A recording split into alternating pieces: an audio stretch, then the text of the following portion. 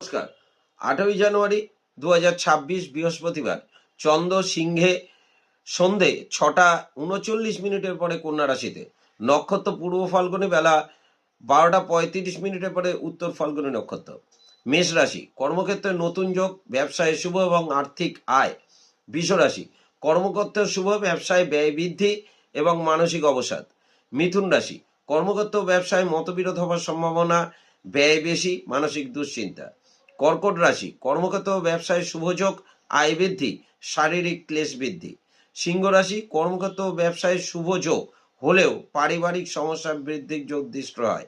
কন্যা রাশি, কর্মক্ষেত্র ব্যবসা সংক্রান্ত বিষয় মানসিক চাপ বৃদ্ধি। তুলা রাশি, কর্মক্ষেত্র ব্যবসায় মোটের ওপর শুভ, আর্থিক ব্যয় বেশি, মানসিক অবসাদ।